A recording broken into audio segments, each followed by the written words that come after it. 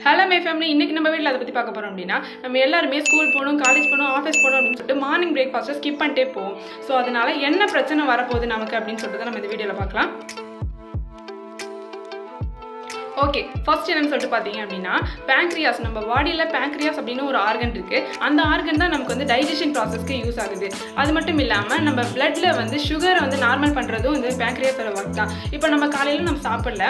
இப்போ நைட் ஃபுல்லா நம்ம சாப்பிடாம தூங்கி இருந்திருப்போம். மார்னிங்கும் சாப்பிடல. அப்ப அந்த pancreasோட வர்க் என்ன பண்ணும்? pancreas வர்க்கே பண்ணாது. சோ அதனால இதே மாதிரியே போயிட்டே இருக்கிறதுனால ஒரு நாள் தானா வந்து நம்ம பாடியில இந்த bloodல வந்து sugar level கம்மியாச்சுனா மெடிக்கல் டேர்ம் என்னன்னு சொல்லிட்டு பாத்தீங்கன்னா hypoglycemia.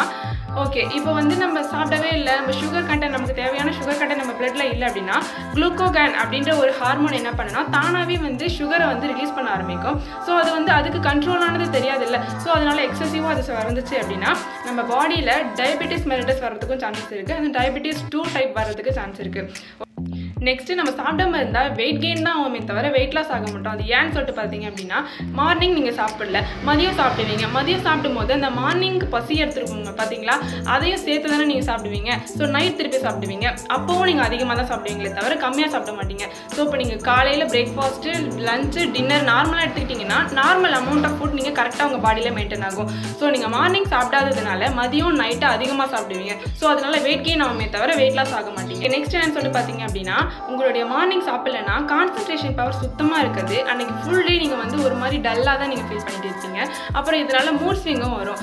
திடீர்னு கோவமா ஆவீங்க, திடீர்னு சேட் ஆவீங்க, திடீர்னு ஹாப்பி ஆவீங்க.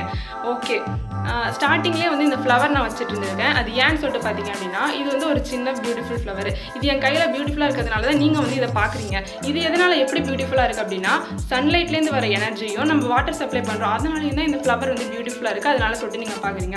அப்போ இந்த சின்ன ஃப்ளவரே வந்து கரெக்டான அமௌண்ட் ஆஃப் எனர்ஜி இதுக்கு கொடுத்ததுனால தான் அழகாக இருக்குன்னா அப்போ நம்ம இன்டர்னல் ஆர்கன்ஸ் எல்லாமே ரொம்ப சென்சிட்டிவாக இருக்கும். ஸோ நம்மளும் வந்து ஃபுட் எனர்ஜியை கரெக்டாக எடுத்தால் தான் நம்மளுமே ஹெல்த்தியாக இருப்போம். ஸோ இனிமேலும் யாரும் சாப்பிடாம இருக்காதீங்க. மார்னிங் கண்டிப்பாக ஸ்கிப் பண்ணாதீங்க பிரேக்ஃபாஸ்ட்டு.